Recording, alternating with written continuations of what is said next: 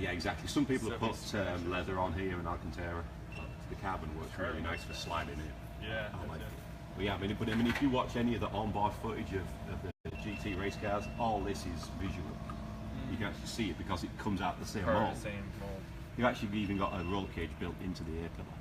Okay. So it's kind of pretty cool. The seat position is, the seat base is fixed.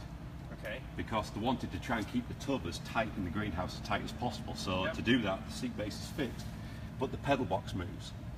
To move the pedal box, you probably don't need it, but if you do, the strap is on the tunnel, so you kind of pull that and kind of just give the pedals a bit of a kick, and it's kind of spring loaded. Okay. Yeah. Okay. But I have them all the way down. Yeah. And then the back of the seat adjusts with that little lever right there. Yeah. Again, you're probably all the way back. Yeah, that's all I got. And you still have a little bit of head clearance. That's pretty good. Close. What are you, 6'1", 6'2"? 6'2". Yeah. So, well, I'm not 6'3". Yeah. So the steering wheel. Now, if with just a wheel, there's two adjustments. The first one's going to be telescopic, and then you've also got the tilt. So the first one is right here. Okay, I'll hold it. It's pretty stiff. If you want to pull it to wherever you want to put the wheel. Oh, yeah. Right. Yeah, I want that. Okay. And then the second one is a normal tilt right there. Yeah. So you can put it as, yeah, you like me, close and high. Yep, that's me. You have to. Yeah. So at least this way, it doesn't. You do have shift lights in the top of the wheel. Oh, cool. Red line on this is 7,000, but because it's a turbo V6, it's kind of out of breath at 6.5. Okay. You know, max power is 58 to 63, and you'll kind of feel it once it gets to 6.5. So we'll start with the stuff that doesn't really matter. We've got the heater controls. Okay, so it's pretty obvious exactly what they do. Yeah. The next thing across, you've obviously got the infotainment screen. This is a Ford Sync 3 system. Okay. So if you want to stay off the brake and just push the red start button, it'll come alive. So that's how you get the ignition on. What's taken away? Everything. Everything's taken. Everything. That's what it sounds like. Yeah. And so it runs a normal Sync 3 system. So if you got all your normal settings out of your normal car, it works just like that. The only thing that this car does not work in the infotainment system, Sync 3 system that your Explorer does, is climate control. Okay. Because it's right here. Right here. So it's why actually would you easier do to it? have that there. Yeah. The same people made Vintage Air made the AC unit for this, as well as the old GT, the 2005. Vintage Air did? Vintage Air did. Yeah, no kidding. And they do. And when they were trying to put it in here, they said, look, if you want it to be able to control it on the screen, it's going to cost a lot more money, a lot more weight. Then Ford heard the word weight and went, no, we don't need extra weight. Yeah, apparently money's not the problem. Money's not the problem. No, exactly. So as we kind of keep coming down, you've got USB plugins underneath there. If you plug your iPhone in now, whatever you've got, it'll be able to Apple CarPlay straight through there. Absolutely easy. On the other side of the tunnel, you've got some cup holders. Give them little slots of push. Hey. So you've got two cup holders and then a charge point as well. Alright. Yeah. Go. Yeah, so I mean, you can road trip this thing. You gotta have a cup holder. You've got to have a cup holder. I drove a car over here this morning without a cup holder. Really? It's a mess, yeah. So apparently a 62 Corvette didn't come with cup holders. So next thing down the tunnel there, you've got the big red start button. Obviously, if your foot is on the brake and you push it, it will fire up. Okay. The next one down is going to be your rotary dial for your gears. Now the big M button in the middle of the dial. Yeah. Okay. So that is for manual mode. Okay. This is a 7-speed get That's drag. man mode. Man mode. That's what the M stands for. Exactly. So in drive, you can just drive it like an automatic. And if you want to pull the paddles every now and again coming up to an intersection, you can do. You put it, and then if you just let go of the paddles, it'll kick back into automatic mode. Okay. But if you push the magic M, the man button, right there, The man button. yeah, it goes to full-time manual all the time. Okay. So you can run this thing all the way up to the rev limiter, and it'll bang off the rev limiter all day long until you pull the up paddle. Okay. And luckily it's got paddles that are fastened to the wheel, not like some supercars where they're stuck to the dashboard. Oh, really? Actually, yeah. Oh, so it goes with it. It goes with it. I mean, if you need more lock than half a turn, you're either already crashing or you're in a parking lot. Doesn't it have power steering, does it? Or does it? It's got hydraulic power steering. Yeah. Which You almost don't even need it. no, you barely do. So next button down, you got the four-way flashes in case you get stuck on the interstate. Your hazard lights. Okay. Next one down is traction Control. control. AAA. Traction control. Yeah. How do I shut that off? Like really off? Not like You've the got to DS go off. to track mode and then hold Okay. it down for forever. So I got to turn this. Yep. You got to go all the way around. So I have to go there, and then I got to hold That all the way. Yeah. And with the engine not running, it will not allow you to do it. Okay. Yeah. Okay. So it's one of them things. If you just click that button once, it takes a little bit of it off. If you double click it, it takes a little bit more of the traction control off. If you hold it forever. If you hold it everything for goes everything, it tells you on the dashboard, are you sure you actually want to do this? off. Okay. And then it'll go all the And way you off. say, hell yeah. Yeah.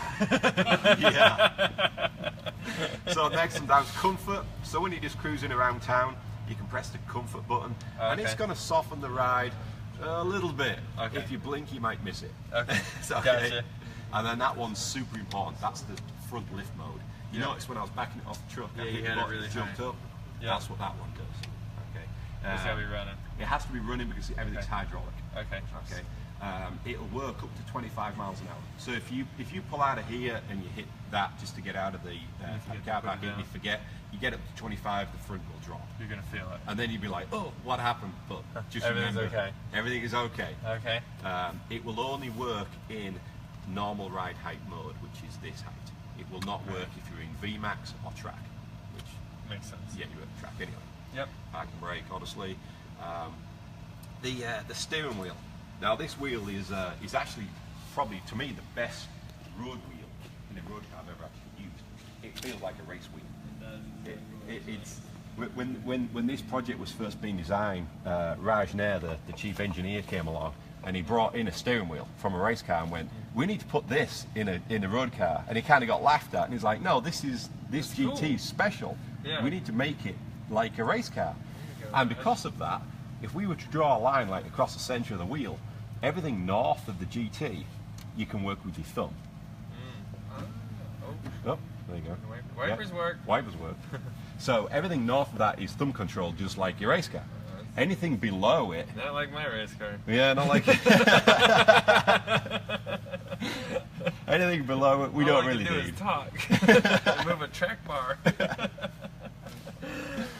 So you've kind of, this is cruise control over on Yeah, this side, that's standard stuff stuff. is- yeah. This works your radio, seek. station. Yeah. If you want to be listening to Oh, okay. whatever. Yeah.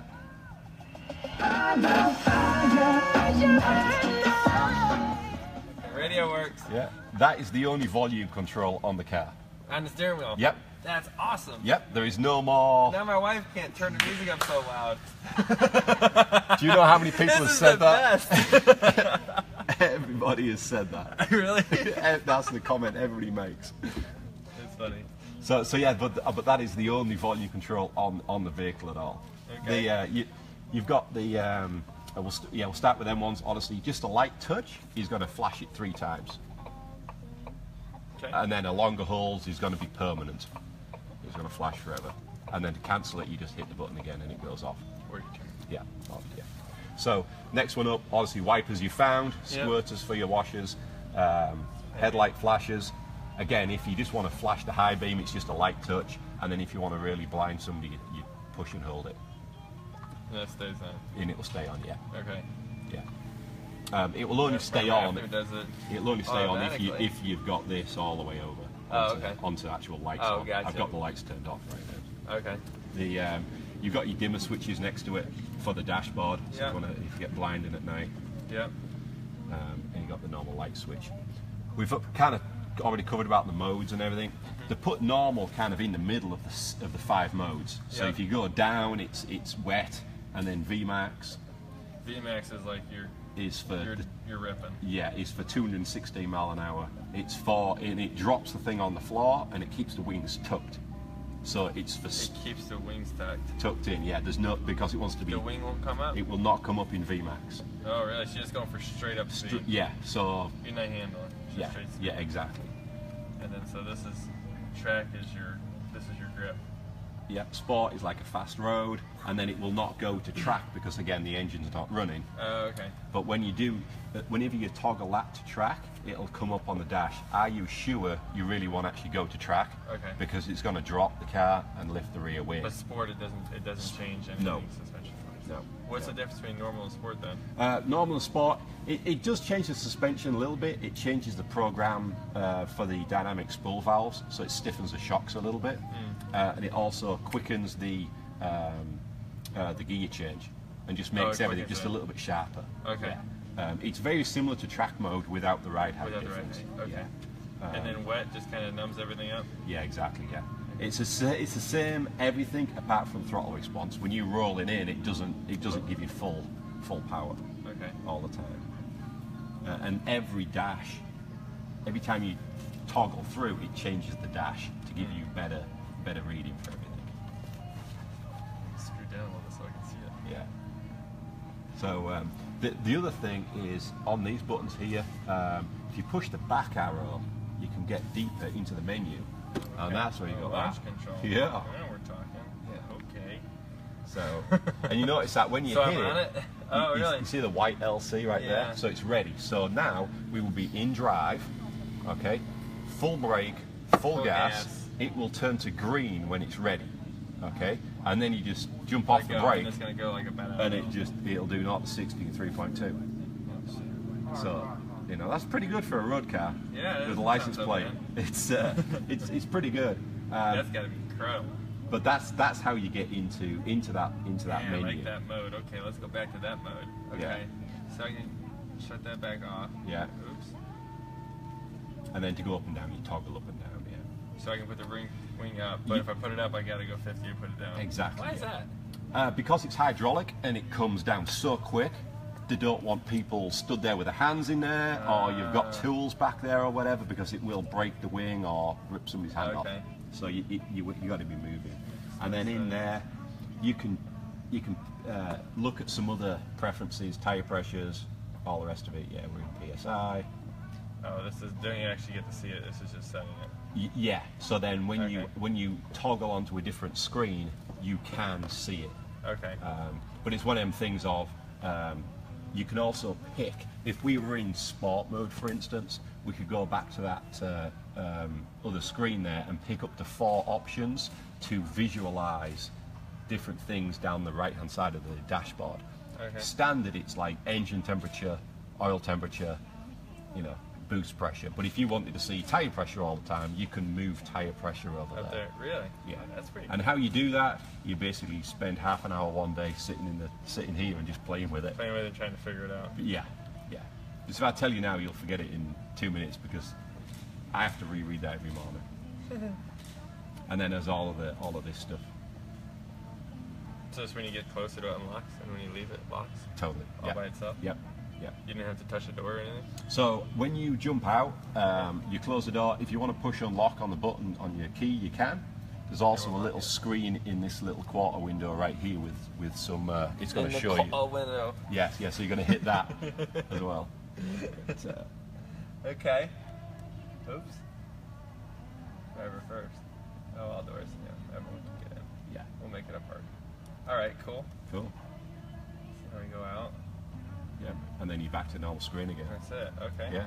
So with this vehicle being a lot of electric stuff, obviously you found the electric door switch. Yeah. Okay, so it's like a thumb and then push up and out with your elbow. Yeah. Normal door locks, mirrors, lights, windows obviously. Now if you are in the vehicle for whatever reason and there's no battery, the battery's flat and the engine's not running, you can't get out because... Yeah, it's a problem. Right? So that's what this little thing's for. Okay. So you pull that down and then you can just actually grab it from the top. Yeah, just give it a quick pull up. It's going to release the door latch. You want me to actually do it? Yeah, it's pretty stiff. That's it. That's all it does. Got it. Okay. But yeah, we had to put that in because it's if this don't work, how do you get out in an emergency? I can think of worse places to be trapped. Yeah, you know, if you knock if you go and knock the right front wheel off and it takes the battery out when you turn the engine off, yeah, that would suck. So the dashboard, right? There's no air vent right here because it's structural. Remember, they've had to move the air vent to the door, so that's why it is over here and not here. Yep. It's also for the GT race car, so the drivers can actually get the big feet in and out. Okay. Because the experiment of putting different vents in different places, and it was on the door was going to be the best place in the end. So, last two things on the inside is how do you get into the engine compartment? This button right there. Alright, That's it. And then the front hood is just an on pull style underneath there. Okay, so shut it off. Yeah, just push that button once and it'll kill it. There you go.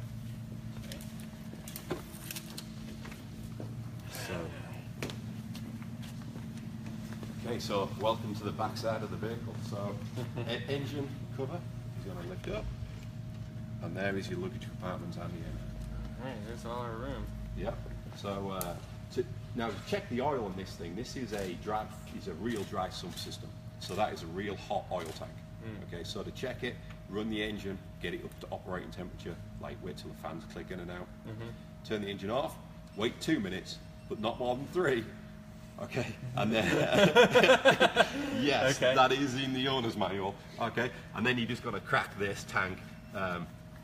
This is really hot even now, and then there's your dipstick underneath it. Okay. So there is marks on there, so just give that a quick check. It's like 13.7 quarts of oil with a filter change, so it's carrying a lot of oil. And most of it lives in that tank. Okay. Okay. So here's your luggage compartment. You've got license plate stuff for the front. We've got in here the battery charger, which we'll put together, and I'll show you that in the front because this is super important. Okay. If you leave the car for more than 3 days, you need to plug it in. Oh really? Yeah. It's a small. The battery is only powerful enough really to start the car. It's not really a long life to sit there. Copy. In this little baggie right here is all the normal stuff. You've got the owner's manual. You've got the tow hook for in the front in case you break it down. Left-hand thread, you screw it into the grill on the front. This plastic funnel, because it's a capless Ford fuel filler, so when you build up the pump, you don't have to take a cap off. It's just right there. If you run this thing out of fuel, right, and somebody runs over with a jerry can, you've got to push this in first. Okay. Because your normal 5-gallon jug will not fit in the Ford capless design. You have to use this funnel. Owner's manual, compressor, in case you get a flat tire. It's in this plastic bag. It's got a switch on it for like just compressed air, and then the other side is going to be if you want to inject like tire mousse, tire slime to be able to fix a hole in the tire. Do me a favour. Plug it into your. Never use it. Yeah, don't ever use it. Call. Yeah. Yeah, because you've got really, really nice wheels. If you go and put the slime inside it, it's going to kill the wheel. So, but yeah. So if you are stopped on the side of the road, we've also got another tool right here for you. Okay. That's to beat everybody off that tries this to grab is exactly. This is to beat yourself saying, oh, I can't believe I've broken my car. But what it is for is to get this is to try and get the vehicle into neutral. Okay. Because if the engine's dead and for whatever reason you can't get it to move, it's stuck in gear. So you pull the grommet out of the floor. You shove this directly in top of the transmission. You push the lever forwards. All the way forwards. All the way forwards. It's going to sit just like that. You then hold it here as the guy drags it on the flatbed. Oh, okay. You just hold it there. Yeah, because if you let go, it's spring loaded. Click, it'll go back into gear or park or whatever it's kind of jammed in. This is your how to get the vehicle out of gear. Good. So that's hopefully you'll never ever use it, but if you at least now you know. So that's that. The everything about this car is aero. You know, the whole thing. The reason why they picked the V6 turbo EcoBoost was because it's short enough that can pull the transmission forward to give a big enough space for a nice big diffuser. Also, they could tuck the whole bodywork around the engine to try and make it nice and skinny down the side. Yeah. You've got oil coolers on this thing. Engine oil cooler is right here. Is right behind this light. So it's going to get its air sucked underneath the buttress, straight in. And it's this is called the flying buttress. Buttress? Yep. Okay. That's a technical phrase. I like that. Yeah. The buttress. Yeah. Never had one of those before. Wow. And now you got two. I got two butteresses. So you've got engine oil cooler on this side, and you've got transmission and clutch cooler on that side. You can actually see the cooler on that side through the light. Out the tail light. Yeah, that's where you're going to exhaust the coolers. Cool. As we kind of walk down the side, you've got your fuel filler right here. So it's going to be a push to release. Just stick it in. Stick it in, just normal fuel. Normal fuel. 91 to 93. Okay. If I've got 93 available, I'll put 93 in it. Yeah. You might as well. So, as soon as we're here, I'll talk about the air vent real quick. So, you can see the little symbols right here. So if you wanted to, you can also hit that to lock the vehicle instead of pressing a button on your kit. So to get air into the engine, okay, it goes a long way before it gets put into the engine. It goes in the bottom, and then you see that black round thing underneath there, the bottom? That is the air box intake. So the filter sits right here. So the air goes in 180 into the filter, out of the bottom of the filter across to the turbo, through the turbo. From what, under here? Yeah, it goes like underneath the bodywork into the turbo. And then the turbos are back under here? Yeah, it's all the way underneath. It comes out the bottom of the turbo into the bottom of the intercooler, travels up the intercooler as it's cooled, and then one of the reasons why they needed the buttressing was some way of getting the air out of the intercooler into the top of the engine, because you can actually see the air intake tubes, one off each side. Golly, huh? So this That is a small motor. He's a little guy in there. 3.5 liter V6. Yeah, 647 horsepower. Pumping it though, Yeah, huh? 550 foot-pound of torque. What's this thing weigh? 3,200. It weighs that much, huh? Yeah, it is pretty heavy, but it's lighter. We looked yesterday. It's lighter than a LaFerrari. Really? Yeah, LaFerrari was 3900, and this is only 32, 33. The LaFerrari was a H12 hybrid. Yeah, that takes a lot of weight there. Yeah, yesterday's guy had one. So, down the side of the car, this is all aerodynamic stuff. Okay, the front end of this car is super efficient. So where's the air going? It goes in there. That goes and actually feeds the diffuser. The pickup, the cooling really? for the brakes off that, and also Okay. it feeds the diffuser as well underneath there. Okay, so whenever you, I would highly suggest that you don't drive it until you get it wrapped. Oh, really? Literally, because you can see the size of the hole right behind the front wheel there. It's going to shoot everything down the side of the car. Right down the side of the car. Every rock, and these are Sport Cup 2s, so they're super sticky road tyres anyway. And you end up having rock chips immediately. Even if you just drive it like down to the gas station and back, you probably rock chips it. Really? If you want to drive it anywhere, tell me and I'll tape the vents up before I leave, and at least you might be able to get it round the car park. Really? So we gotta wrap this thing. You gotta wrap wait. How long do you gotta wait? You gotta wait You're 4 killing weeks. me, Smalls. Well, 4 weeks? 4 I gotta weeks. look at it for 4 weeks? You gotta look at it for 4 weeks. Oh. Yeah. Oh. Yeah. It's like a kick in the cojones. So are you busy for the next 4 weeks? I mean, you don't have to, but then you got to repaint. Yeah, I don't wanna Or you can repaint it, God, that thing looks cool. whatever you would like to do. So the front end is super cool. Everyone's texting me right now about this car. Oh, I bet they The are. phone's ringing off the freaking hook. I bet they're like, where's mine? So the No one wants to ride. You gotta go to see why not. Gotta wait 4 weeks, guys. yeah. Don't forget about it, 4 weeks. So can I come back in 4 weeks? So your tow hook joint is right there in case you ever need it. Not that Oh, off the yep. wheel, but it's big enough to actually slide in there. Okay. These vents right here, they were actually a super late addition. when the car was first designed, they were not in the build. And what they found was that the front end of this car is so efficient with air underneath it, because it's a keel car. It's got the front arms like this long, right?